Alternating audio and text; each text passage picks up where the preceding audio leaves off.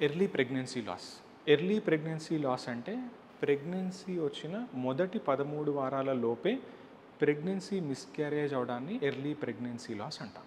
First urinary test చేసుకుంటే positive వచ్చింది. దాని తర్వాత మళ్ళీ పీరియడ్స్ వచ్చేసాయని, లేకపోతే స్కాన్‌కి వెళ్ళినప్పుడు హార్ట్ బీట్ రాలేదు, లేదు ఫస్ట్ వచ్చింది తర్వాత ఆగిపోయింది అని చెప్పి చెప్తూ ఉంటారు.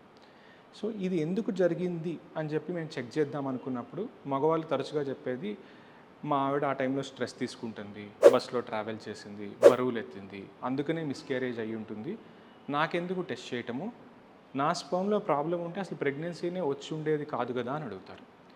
కానీ మీరు ఇక్కడ తెలుసుకోవాల్సిన విషయం ఏంటంటే స్పర్మ్ అనేది కేవలం ప్రెగ్నెన్సీ తేడానికే కాదు, ప్రెగ్నెన్సీ వచ్చిన తర్వాత ఆ ఎంబ్రియో తయారవ్వడానికి, ఆ ఎంబ్రియో ఇంప్లాంట్ అవ్వడానికి అండ్ ఎంబ్రియో గ్రో అవ్వడానికి కూడా స్పర్మ్ అనేది 50% కాంట్రిబ్యూట్ చేస్తుంది. కాబట్టి ప్రెగ్నెన్సీ లాస్ అయినప్పుడు 50% ఛాన్స్ మేల్ సైడ్ స్పర్మ్లో డిఫెక్ట్స్ వల్ల కూడా కావచ్చు.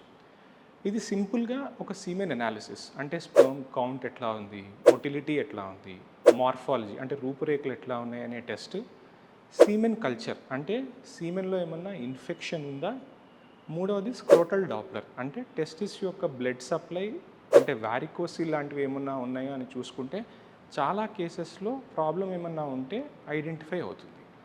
వీటితో పాటుగా డిఎఫ్ఐ అంటే డిఎన్ఏ ఫ్రాగ్మెంటేషన్ ఇండెక్స్ అంటాం, స్పర్మ్ తలలో ఉండే మీ డిఎన్ఏ స్ట్రెంగ్త్ ఎట్లా ఉంది అనేది, ప్లస్ కొన్ని సందర్భాల్లో జెనెటిక్ ఎవాల్యుయేషన్ అనేది కూడా అవసరం అవ్వచ్చు. సో ఈ టెస్ట్ ద్వారా ఎర్లీ ప్రెగ్నెన్సీ లాస్ ఎందుకు అయ్యింది, అది మళ్ళీ అవ్వకుండా ఆపడానికి అవకాశం ఉంటుంది.